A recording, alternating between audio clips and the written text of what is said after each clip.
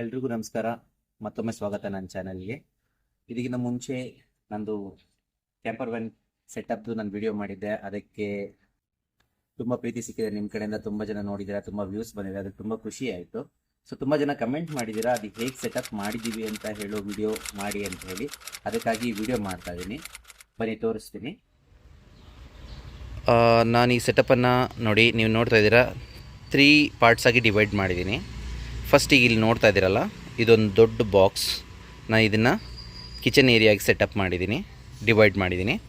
ಇನ್ನೊಂದು in between ನಿಮ್ಗೆ ಈ ಥರ ಡಬಲ್ ಫೋಲ್ಡಲ್ಲಿ ಕಾಣ್ತಾರೋ ಅಲ್ಲಿಗೆ ಬಂದು ಅಡ್ಜಸ್ಟ್ಮೆಂಟ್. ಅದು ಆಚೆ ಕಡೆ ಒಂದು ಫ್ಲ್ಯಾಟ್ ಏನು ಅಲ್ಲಿಗೆ ಕಾಣ್ತಿದೆ, ಅದು ಹೆಡ್ ರೆಸ್ಟ್ ಹತ್ರ ಬರುತ್ತೆ, ಇಲ್ಲ ಹೆಡ್ ಹತ್ರ ಬರುತ್ತೆ, ತಲೆ ಹತ್ರ ಭುಜದಿಂದ ಮಲ್ಕೊಳ್ಳೋಕ್ಕೆ ಅಂತ ಹೇಳಿ.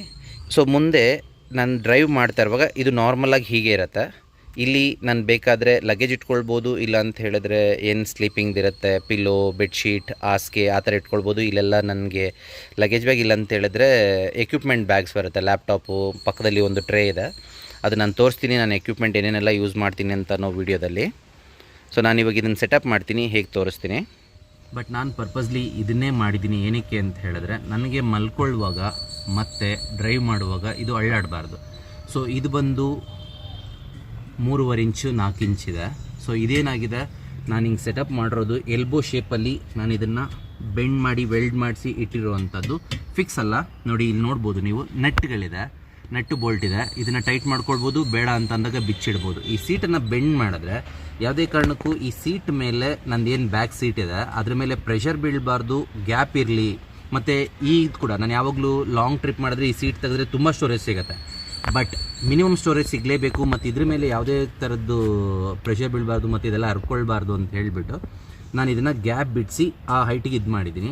ಮತ್ತು ಇನ್ನೊಂದು ಏನು ಮಾಡಿದ್ದೀನಿ ಅಂತ ಹೇಳಿದ್ರೆ, ಮಲಗುವಾಗ ನಮ್ಗೆ ಯೂಶಲಿ ಮನೇಲೆಲ್ಲ ಮಲಗಿರ್ತೀವಿ, ಬೆಡ್ ಮೇಲೆ ಹಾಸಿಗೆ ಮೇಲೆ ಮಲಗಿರುವಾಗ ನಮಗೆ ಡೌನ್ ಅಥವಾ ತಲೆ ಹತ್ರ ಡೌನ್ ಆಗಲಿ ಇಲ್ಲ ಅಪ್ ಆಗಲಿ ನಮಗೆ ಕ್ಲೀನಾಗಿ ಮಲಗೋಕ್ಕಾಗೋದಿಲ್ಲ. ಸೊ ಆ ರೀಸನಿಂದ ನಾನು ಏನು ಮಾಡಿದ್ದೀನಿ, ಆಲ್ಮೋಸ್ಟ್ ನಮಗೆ ಫ್ಲ್ಯಾಟ್ ಸರ್ಫೇಸ್ ಸಿಕ್ಕುವಾಗ, ಇಲ್ಲಾಂದರೆ ಸಿಕ್ಕೋದನ್ನೇ ಹುಡುಕ್ಬಿಟ್ಟು ನಾವು ಮಾಡ್ತೀವಿ. ಇಲ್ಲ ಅಂದರೂ ಕೂಡ ನನಗೆ ಇಲ್ಲಿ ಆರ್ಚ್ ಥರ ಯಾವುದು ಫೀಲ್ ಆಗಬಾರ್ದು. ಸೊ ಆ ರೀಸನಿಂದ ನಾನು ಒಂದು ಈ MS ಅನ್ನು ಯೂಸ್ ಮಾಡಿದ್ದೀನಿ. ನೋಡಿ, ನಾನು ಇವಾಗ ಎಷ್ಟೇ ಕುಟ್ಟಿದ್ರೂ ಇದು ವೆಯ್ಟ್ ಬೇರ್ ಮಾಡುತ್ತೆ, ಮತ್ತು ಇದ್ರ ಮೇಲೆ ಎಷ್ಟೇ ವೆಯ್ಟ್ ಇಟ್ಟರೂ ತಡೆಯುತ್ತೆ. ಮೇಲಾಗಿ ಇದು ಬೋಲ್ಟ್ ಹಾಕಿ ಫಿಕ್ಸ್ ಮಾಡಿರೋದ್ರಿಂದ ಇದು ಅಳ್ಳಾಡೋದು ಕೂಡ ಇಲ್ಲ. ನೋಡಿ, ನಾನು ಎಷ್ಟೇ ಅಳ್ಳಾಡಿದ್ರೂ ಅಳ್ಳಾಡೋದಿಲ್ಲ, ಗಾಡಿ ಅಳ್ಳಾಡುತ್ತೆ, ಬಟ್ ಇದ್ರ ಮೇಲೆ ಏನೂ ಅಳ್ಳಾಡೋದಿಲ್ಲ. ಸೊ ಈ ಆ್ಯಂಗಲನ್ನು ಮಾಡಿಸಿರೋ ರೀಸನ್ ಬಂದು ಇದು ಬೋರ್ಡ್ಸು ಹೋಲ್ಡ್ ಮಾಡಬೇಕು ಮತ್ತು ಸ್ಟೋರೇಜು ಉಳ್ಕೊಳ್ಬೇಕು. ನೋಡಿ, ಇದ್ರ ಕೆಳಗಡೆ ಛತ್ರಿ ಇಟ್ಟಿದ್ದೀನಿ, ಇಲ್ಲಿ ಪಾರ್ಕಿಂಗ್ ಬೋರ್ಡ್ ಸಿಗ್ನಲ್ ಇದೆ, ಇದೊಂದು ಪ್ಯಾಕೇಜ್ ಬಂದಿದೆ, ಇದು ಅನ್ಬಾಕ್ಸಿಂಗ್ ಮಾಡಿದಾಗ ಏನು ಅಂತ ನಿಮಗೆ ಗೊತ್ತಾಗುತ್ತೆ. ಮತ್ತು ಇದು ಯಾವುದು ಫಿಕ್ಸ್ಡ್ ಅಲ್ಲ, ಎಲ್ಲ ರಿಮೂವಬಲ್ ಇದೆ. ನೀವು ಹೋಗುವಾಗ, ಎಲ್ಲಾದರೂ ಲಾಂಗ್ ಟ್ರಿಪ್ ಹೋಗುವಾಗ, ಇಲ್ಲಾಂದರೆ ಟ್ರಿಪ್ ಮಾಡುವಾಗ, ಕ್ಯಾಂಪಿಂಗ್ ಮಾಡುವಾಗ ನೀವು ಈ ಸೀಟನ್ನು ಮಡಚಿ ಇಟ್ಕೊಂಡು ಓಡಾಡ್ಬೋದು. ಅಕಸ್ಮಾತ್ ಬೇಡ ಅಂತ ಹೇಳಿದ್ರೆ ಬಿಚ್ಬಿಟ್ಟು ಮನೇಲಿ ಇಡ್ಬೋದು. ಈ ಸೀಟನ್ನು ವಾಪಸ್ ಎತ್ತಿದ್ರೆ ನಿಮಗೆ ಕಾರ್ ನಾರ್ಮಲಾಗಿ ಯೂಸ್ ಮಾಡ್ಬೋದು. ನೀವು ಇವಾಗ ನೋಡ್ಬೋದು, ಮುಂಚೆ ನಾನು ಡ್ರೈವ್ ಮಾಡಿ ಇಟ್ಟಾಗ ನಾರ್ಮಲ್ ಡ್ರೈವಿಂಗ್ ಪೊಸಿಷನಲ್ಲಿ ಇಟ್ಟರೆ ಸೀಟು ಇದಕ್ಕೆ ಅಟ್ಯಾಚ್ ಆಗಿ ನಿಲ್ತಾ ಇತ್ತು. ಸೀಟ್ ಬೆಂಡ್ ಮಾಡಿ ಮುಂದಕ್ಕೆ ಪುಷ್ ಮಾಡಿದ್ರೆ ನೋಡಿ ಇಷ್ಟು ಗ್ಯಾಪ್ ಸಿಗುತ್ತೆ. ಸೊ ಇವಾಗ ಏನು ಮಾಡ್ತೀನಿ, ಇದನ್ನು ನಾನು ಮುಂದಕ್ಕೆ ಪುಷ್ ಮಾಡಿಬಿಡ್ತೀನಿ, ಇದು ಅಟ್ಯಾಚ್ ಆಗಿ ಇದಕ್ಕೆ ನಿಂತ್ಕೊಳುತ್ತೆ. ಸೊ ಮತ್ತೆ ನಾನು ಹೇಳಿದ್ನಲ್ಲ, ಇನ್ನೊಂದು ಡಬಲ್ ಫೋಲ್ಡ್ ಏನು ಶೀಟ್ ಮಾಡಿಸಿದ್ದೀನಿ ಅದನ್ನು ಆರಾಮಾಗಿ ರಿವರ್ಸ್ ಫೋಲ್ಡ್ ಮಾಡಿ, ಇದನ್ನು ಡಬಲ್ ಫೋಲ್ಡ್ ಮಾಡಿಟ್ಟಾಗ ಇವಾಗ ನೀವು ಹಿಂದೆಗಡೆಯಿಂದ ನೋಡಿದ್ರೆ ಇದೆಲ್ಲ ಸೇಮ್ ಈಕ್ವಲ್ ಥರ ಕಾಣುತ್ತೆ. ಸೊ ನಾನು ಇವಾಗ ಈ ಕಡೆಯಿಂದ ತೋರಿಸ್ತೀನಿ. ನೋಡಿ, ನೀವು ನೋಡ್ತಾ ಇದ್ದೀರಲ್ಲ, ಅವಾಗೆ ಅಲ್ಲಿ ಮಿಡಲಲ್ಲಿ ಡಬಲ್ ಫೋಲ್ಡ್ ಆಗಿದೆ, ಅಲ್ಲಿಗೆ ಸ್ವಲ್ಪ ಹೈಟಲ್ಲಿ ನಿಂತ್ಕೊಂಡಿತ್ತು, ಇವಾಗ ಒಂದೇ ಫ್ಲ್ಯಾಟಲ್ಲಿ ಕಾಣಿಸ್ಕೊಳ್ಳುತ್ತೆ.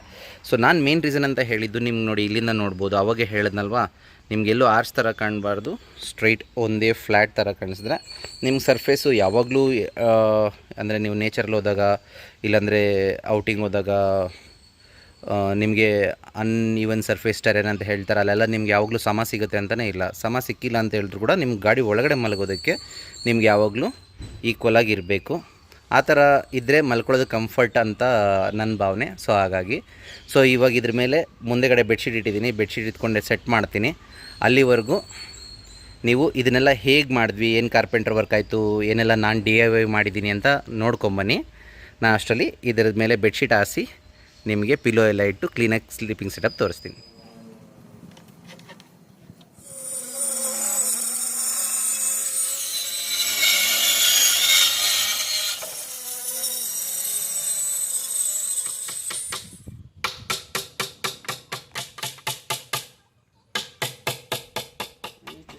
ये बराबर है।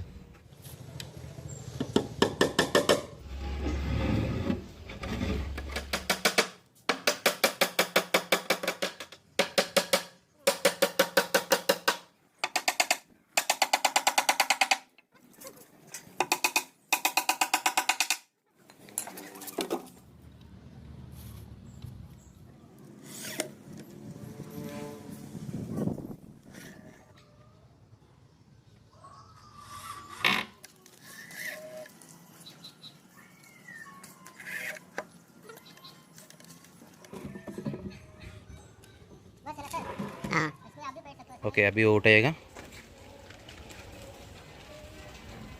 ये बाहर खींचेगा तो स्पेस रहेगा। ओके,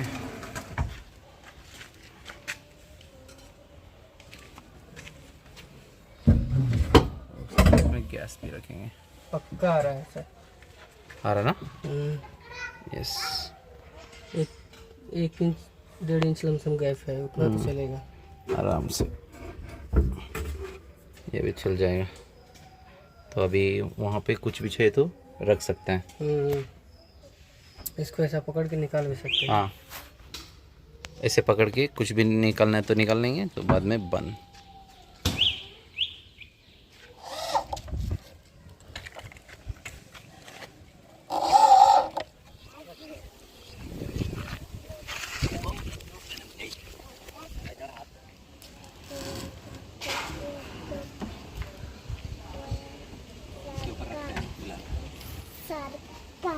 तो ऐसा आएगा, तो एंगल बनवाएंगे तो एंगल के ऊपर इतना आ जाएगा।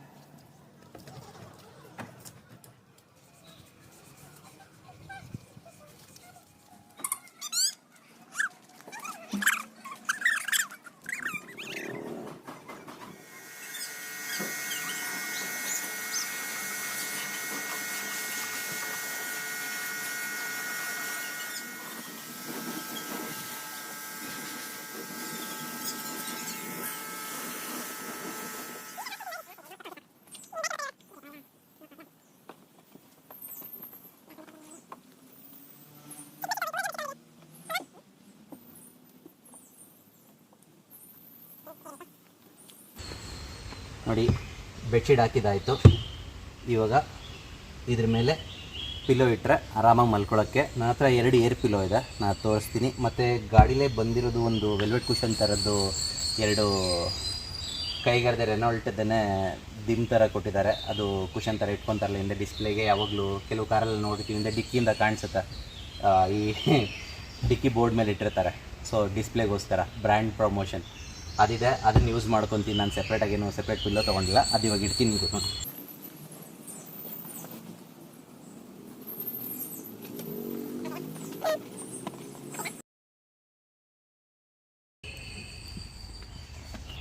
ನೋಡಿ, ನಾನು ಹೇಳಿದ್ನಲ್ಲ, ಇದೇ ನಾನು ಏರ್ ಪಿಲ್ಲೋ ತೊಗೊಂಡಿರೋದು. ಇದು ಆ್ಯಕ್ಚುಲಿ ನೀವು ಹಿಂದೆಗಡೆ ನಾಬ್ ಬರುತ್ತೆ, ನೀವು ಪಂಪ್ ಬೇಕಾದ್ರೆ ಯೂಸ್ ಮಾಡ್ಬೋದು, ಇಲ್ಲಾಂತಂದರೆ ಬಾಯಲ್ಲಿ ಕೂಡ ಊದ್ಬೋದು. ಆರಾಮಾಗಿ ನಾವು ಇವಾಗ ನಾನು ಪಂಪ್ ಯೂಸ್ ಮಾಡಿಲ್ಲ, ನಾನು ಆರಾಮಾಗಿ ಬಾಯಲ್ಲಿ ಊದ್ಬಿಟ್ಟೆ ಗಾಳಿಯನ್ನು ಬಲೂನ್ ಥರ ಇದು ಮಾಡ್ಕೊಂಡಿರೋದು. ಇದು ಪ್ರೆಷರ್ ತಡೆಯುತ್ತೆ ಎನಫ್. ಮತ್ತು ಈ ಕಡೆಯಲ್ಲಿ ವೆಲ್ವೆಟ್ ಕ್ಲಾತ್ ಥರ ಇದೆ, ಹಿಂದೆಗಡೆ ರಬ್ಬರ್ ಟೈಪ್.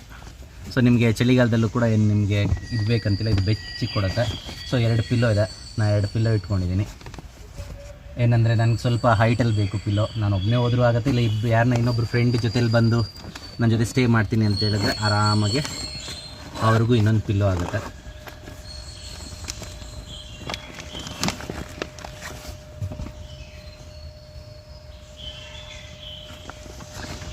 ನೋಡಿ, ಇದೇ ಬಂದಿರೋದು ರೆನಾಲ್ಟ್ ಕಡೆಯಿಂದ. ಅವ್ರೇನಾದರೂ ಸ್ಪಾನ್ಸರ್ ಮಾಡಿದ್ರೆ ನಮಗೆ ಟ್ರಿಪ್ಗೆ ಅಥವಾ ಕ್ಯಾಂಪಿಂಗ್ಗೆ, ಸೊ ಅವ್ರದ್ದು ಡಿಸ್ಪ್ಲೇ ಮಾಡ್ಬೋದು. ಸುಮ್ಮನೆ ಏನಕ್ಕೆ ಬ್ರ್ಯಾಂಡ್ ಪ್ರಮೋಷನ್ ಮಾಡೋಣ, ನೋಡೋಣ. ಸೊ ಇದನ್ನು ನಾನು ಮಡಿಸ್ಬಿಟ್ಟು ನಾನು ಇಲ್ಲೇ ಲಗೇಜ್ ಸ್ಪೇಸಲ್ಲಿ ಇಟ್ಕೊಂಡಿರ್ತೀನಿ. ಸೊ ಇದಾಗುತ್ತೆ. ಸೊ ನಿಮಗೆ ನೋಡುವಾಗ ನಾರ್ಮಲಿ ನಿಮಗೆ bed setup ready. So street to street already ಅವರು ಮಲಗೋದು ಸ್ವಲ್ಪ ಕಷ್ಟ ಆಗುತ್ತೆ, ಸೊಟ್ಟ ಮಲಗಬೇಕಾಗತ್ತೆ. ಆರಾಮಾಗಿ ಮಲ್ಕೊಬೋದು, ಏನು ತೊಂದರೆ ಇಲ್ಲ. ಬಟ್ ನನ್ನ ಹೈಟ್ ಅವರು 5.25 ಅಡಿ ಅಥವಾ 5.6, 5.7 ಅವರೆಲ್ಲ ಆರಾಮಾಗಿ ಮಲ್ಕೋಬೋದು, ತುಂಬ ಸ್ಪೇಸ್ ಸಿಗುತ್ತೆ. ಸೊ ಇದು 2 ಪಿಲ್ಲೋನ ನೀವು ಮಲ್ಕೊಳ್ಳೋಕೆ ಯೂಸ್ ಮಾಡ್ಬೋದು. ಬೆಡ್ಶೀಟ್ ಇಟ್ಕೊಂಡಿದ್ದೀನಿ, ಇನ್ನೊಂದು ಹೊತ್ಕೊಳ್ಳೋದಕ್ಕೆ. ಮನೇಲಿ ಆರಾಮಾಗಿ ಮಾಮೂಲಿ ಕಂಬಳಿ ಯೂಸ್ ಮಾಡ್ತಾರಲ್ಲ, ಚಿಕ್ಕದು ತೆಳೆದು ಆ ಥರದ್ದು, ಅದನ್ನು ಹೊತ್ಕೊಂಡು ಮಲ್ಕೊಳ್ಳೋದು. ಸೊ ಇವಾಗ ನಾನು ಇನ್ನೊಂದು ತೋರಿಸ್ತೀನಿ, ಇವಾಗ ಡೋರ್ ಹಾಕಿ ತೋರಿಸ್ತೀನಿ. ಮಲ್ಕೊಂಡೆಲ್ಲ ಆದಮೇಲೆ ಸೇಫ್ಟಿ ವೈಸ್ಗೆ ನಾವು ಪೂರ್ತಿ ಡೋರ್ ಹಾಕ್ಬಿಟ್ಮೇಲೂ ಎಲ್ಲಿಗೂ ಏನೂ ಟಚ್ ಆಗೋದಿಲ್ಲ. ನೋಡಿ, ಡೋರ್ ಹಾಕ್ದಾಗ ಕೂಡ ನಾನು ಹೇಳಿದ್ನಲ್ಲ, ಎಲ್ಲೂ ಏನೂ ಟಚ್ ಆಗೋದಿಲ್ಲ. ಸೊ ಈ ಕಡೆ ಡೋರಲ್ಲೂ ಆ್ಯಕ್ಚುಲಿ ನಿಮಗೆ ಒಂದು 2-3 ಇಂಚ್ ಮೇಲೇ ಗ್ಯಾಪ್ ಇದೆ ಫ್ರಂಟಲ್ಲಿ. ಈ ಕಡೆಯಲ್ಲಿ ಫ್ರಂಟಲ್ಲಿ ನಿಮಗೆ 2-3 ಇಂಚ್ ಗ್ಯಾಪ್ ಇದೆ, ಈ ಕಡೆ ಒಂದು 4-5 ಇಂಚ್ ಗ್ಯಾಪ್. ಸೊ ಸೇಮ್ ಈ ಕಡೆ ಡೋರಲ್ಲೂ ಮೇಂಟೈನ್ ಆಗುತ್ತೆ. ಸೊ ಬೇರೆಲ್ಲೂ ಪ್ರಾಬ್ಲಮ್ ಇಲ್ಲ. ಹಿಂದೆಗಡೆ ಸೀಟ್ ಕಚ್ಕೊಂಡು ಕೂತ್ಕೊಳ್ಳುತ್ತೆ, ಸೊ ಹಾಗಾಗಿ ಅಲ್ಲಿಗೆ ಅಲ್ಲಾಡೋದಿಲ್ಲ. ಸೊ ನೋಡಿ, ನಮ್ಮ ಸ್ಲೀಪಿಂಗ್ ಸೆಟಪ್ ರೆಡಿ. ಸ್ನೇಹಿತರೆ, ನೋಡಿದ್ರಲ್ಲ, ಇದಾಗಿತ್ತು ನನ್ನ ಕ್ಯಾಂಪರ್ ವ್ಯಾನ್ನ ಸ್ಲೀಪಿಂಗ್ ಸೆಟಪ್ ವಿಡಿಯೋ. ಸೊ ನಾನು ನಿಮಗೆ ಕಂಪ್ಲೀಟಾಗಿ ತೋರಿಸಿದ್ದೀನಿ, ಹೇಗೆಲ್ಲ ನಾನು ಡಿವೈಡ್ ಮಾಡಿದ್ದೀನಿ, ಹೇಗೆ ಸೆಟಪ್ ಮಾಡ್ತೀನಿ ಅಂತ ಹೇಳಿ. ಮತ್ತು ನೀವು ನೋಡಿದರೆ ಇದರ ಮೇಕಿಂಗ್ ಹೇಗಾಯಿತು ಅಂತ ಹೇಳಿ. ನನಗೆ ಹೇಗೆ ಬೇಕು, ನನ್ನ ಐಡಿಯಾ ಪ್ರಕಾರದಲ್ಲಿ ಪ್ಲ್ಯಾನ್ ಕೊಟ್ಟು ಕಾರ್ಪೆಂಟ್ರ್ ಹತ್ರ ನನಗೆ ಹೇಗೆ ಬೇಕೋ ಹಾಗೆ ವರ್ಕ್ ಮಾಡಿಸ್ಕೊಂಡಿದ್ದೀನಿ. ಮತ್ತು ನಾನು ಕೂಡ ಸ್ವಲ್ಪ ಕಷ್ಟವಿದ್ದು ನನ್ನ ಕೈಲಿ ಎಷ್ಟಾಯಿತು ಅಷ್ಟುವರೆಗೂ ನಾನು ಕೆಲಸ ಮಾಡಿ DIY ಮಾಡಿದ್ದೀನಿ. ಸೊ ಇದರಲ್ಲಿ ನಾನು ಒಂದೇ ಹೇಳೋದು, ಕ್ಯಾಂಪರ್ ವ್ಯಾನ್ ಅಂತ ಹೇಳಿದ್ರೆ ಬರೀ ಮಲ್ಕೊಳ್ಳೋದು ಸ್ಲೀಪಿಂಗ್ ಸೆಟಪ್ ಮಾತ್ರ ಆಗಿರೋದಿಲ್ಲ. ಇದರಲ್ಲಿ 4 ಇಂದ 5 ಪಾಯಿಂಟ್ಸ್ ಅಂತ ಬರುತ್ತೆ, ನೀವು ಹೇಳ್ಕೊಳ್ಬೋದು, ಇಲ್ಲ ಸೆಕ್ಷನ್ಸ್ ಅಂತ. ಇದು ಹೇಗೆ ಅಂತ ಹೇಳಿದ್ರೆ, ಕ್ಯಾಂಪರ್ ವ್ಯಾನ್ ಅನ್ನೋದು ಒಂದು ಮನೆ ಇದ್ದಾಗೆ, 1 BHK ಮನೆ ಇದ್ದಾಗೆ. ಸೊ ಬೆಡ್ರೂಮ್ ಸೆಟಪ್ ಏನೋ ನೀವು ಮಲ್ಕೊಳ್ಳೋದಕ್ಕಾಗತ್ತೆ, ಕಿಚನ್ ಥರ ಇರಬೇಕು, ಅಡುಗೆದು ಸೆಟಪ್ ಇರುತ್ತೆ, ನಿಮಗೆ ವಾಟರ್ ಸೋರ್ಸ್ ಇರಬೇಕು, ಎಲೆಕ್ಟ್ರಿಸಿಟಿ ಇರಬೇಕು, ಮತ್ತು ಟಾಯ್ಲೆಟ್ಗೆ ಇರಬೇಕು. ಸೊ ಮುಂದೆ ಬರೋ ವೀಡಿಯೋಗಳಲ್ಲಿ ನಾನು ಕಿಚನ್ ಸೆಟಪ್ ಹೇಗೆ ಮಾಡ್ಕೊಂಡಿದ್ದೀನಿ, ನಾನು ವಾಟರ್ ಸ್ಟೋರೇಜ್ ಹೇಗೆ ಮಾಡ್ಕೊತೀನಿ, ಮತ್ತು ನಾನು ಎಲೆಕ್ಟ್ರಿಸಿಟಿಗೋಸ್ಕರ ಏನು ಮಾಡಿದ್ದೀನಿ, ಮತ್ತು ನಂದು ಟಾಯ್ಲೆಟ್ ಅಥವಾ ವಾಶ್ರೂಮ್ ಫೆಸಿಲಿಟಿ ಹೇಗೆ ಮಾಡ್ಕೊಂಡಿದ್ದೀನಿ, ಅದಕ್ಕೆ ಹೇಗೆಲ್ಲ ಇರುತ್ತೆ ಅಂತ ಅನ್ನೋದು ಮುಂದೆ ಬರೋ ವೀಡಿಯೋಗಳಲ್ಲಿ ನಾನು ತಿಳಿಸ್ಕೊಡ್ತೀನಿ. ಸ್ನೇಹಿತರೆ, ಈ ಸೆಟಪ್ ನಾನು ಕಂಪ್ಲೀಟ್ ಮಾಡಿ ಬರೀ ಈ ಸೆಟಪ್ ಮಾತ್ರ, ಈ ವುಡ್ ವರ್ಕ್ ಮತ್ತು ಈ ಸೆಟಪ್ಪನ್ನು ಮಾಡಿಸ್ಕೊಳ್ಳೋದಕ್ಕೆ ನನಗೆ ಟೋಟಲಾಗಿ ಇನ್ಕ್ಲೂಡಿಂಗ್ ವುಡ್, ಕಾರ್ಪೆಂಟರ್ದು, ಕಾರ್ಪೆಟಿಂಗ್ದು ಮತ್ತು ನಾನೇ ಮಾಡಿರೋ ಕೆಲಸದಲ್ಲಿ ಬಿಟ್ಟು ನಾನು ಖರ್ಚು ಮಾಡಿದ್ದು ಟೋಟಲಾಗಿ ಬಂದು ನನಗೆ 8,500 ಆಯಿತು. ಸೊ ನನಗೆ ಇದು ಕೆಲವರು ಅನ್ಕೋಬೋದು ಇದು ಜಾಸ್ತಿ ಆಯಿತು ಬರೀ ಇಷ್ಟು ಚಿಕ್ಕ ಸೆಟಪ್ಗೆ ಅಂತ ಹೇಳಿ. ಬಟ್ ನನಗಾಗ ಅನ್ಸೋದಿಲ್ಲ, ಯಾಕಂದರೆ ನಾನು ಯೂಸ್ ಮಾಡಿರೋ ವುಡ್ಡೆಲ್ಲ ವಾಟರ್ ಪ್ರೂಫ್ ವುಡ್. ಯಾಕಂದರೆ ನಾನು ಇದಕ್ಕೆ ತುಂಬ ಫ್ಯಾನ್ಸಿಯಾಗಿ ಏನೂ ಮಾಡಿಸಿಲ್ಲ. ಇದರಲ್ಲಿ ನೀರು ಬಿದ್ದರೂ ಕೂಡ ತೇವಾಗಿ ಪ್ಲೇವುಡ್ಸ್ ಎಲ್ಲ ಬೆಂಡ್ ಆಗಬಾರ್ದು, ಅಥವಾ ಇದರಲ್ಲೇನು ಮಾರ್ಕ್ ಆಗಬಾರ್ದು, ಫಂಗಸ್ ಬರಬಾರ್ದು ಅಂತ ಹೇಳಿ ಅನ್ನೋ ರೀಸನಿಂದ ನಾನು ಅದು ಯೂಸ್ ಮಾಡೋದು ಸ್ವಲ್ಪ ನನಗೆ ಕಾಸ್ಟ್ಲಿ ಆಗಿದೆ. ಮತ್ತು ನನ್ನ ಆ್ಯಂಗಲ್ಸ್ ಎಲ್ಲ ದಪ್ಪದ್ದು ರೆಕ್ಟ್ಯಾಂಗಲ್ ಶೇಪಲ್ಲಿ MS ಯೂಸ್ ಮಾಡಿರೋದ್ರಿಂದ ನನಗೆ ಸ್ವಲ್ಪ ಕಾಸ್ಟ್ಲಿ ಆಗಿದೆ. ಸೊ ಬಾಕಿದೆಲ್ಲ ಬಿಟ್ಟರೆ ನಾರ್ಮಲ್ ಚಾರ್ಜಸ್ ಅಂತ ನನಗೆ ಅನಿಸಿದೆ. ಸೊ ಇನ್ನು ಮುಂದೆ ಬರೋ ವೀಡಿಯೋಗಳಲ್ಲಿ ನೀವು ಕಂಪ್ಲೀಟ್ ಎಲ್ಲ ನೋಡಿದಾಗ ನನ್ನ ಕಂಪ್ಲೀಟ್ ಕ್ಯಾಂಪರ್ ವ್ಯಾನ್ ಸೆಟಪ್ ಅಂತ ಹೇಗೆ ಮಾಡ್ಕೊಂಡಿದ್ದೀನಿ, ಇಲ್ಲ ಹೇಗಿರುತ್ತೆ ಅನ್ನೋದು ನಿಮಗೆ ಗೊತ್ತಾಗುತ್ತೆ. ಸೊ ಮತ್ತೊಂದು ಹೇಳೋದಕ್ಕೆ ಅಂತ ಇಷ್ಟಪಡ್ತೀನಿ, ಸಪೋಸ್ ನಿಮಗೇನಾದರೂ ಇದ್ರ ಬಗ್ಗೆ ತಿಳ್ಕೊಳ್ಬೇಕು, ಇಲ್ಲ ಇನ್ನೂ ಇದ್ರ ಬಗ್ಗೆ ಹೆಚ್ಚಿನ ಮಾಹಿತಿ, ನಿಮಗೇನಾದ್ರು ಡೌಟ್ಗಳಿತ್ತು ಅಂತ ಹೇಳಿದ್ರೆ ನೀವು ಕಮೆಂಟ್ ಸೆಕ್ಷನಲ್ಲಿ ತಿಳಿಸಿದ್ರೆ ನಾನು ಖಂಡಿತವಾಗೂ ಅದಕ್ಕೆಲ್ಲ ಉತ್ತರ ಕೊಡೋದಕ್ಕೆ ಟ್ರೈ ಮಾಡ್ತೀನಿ.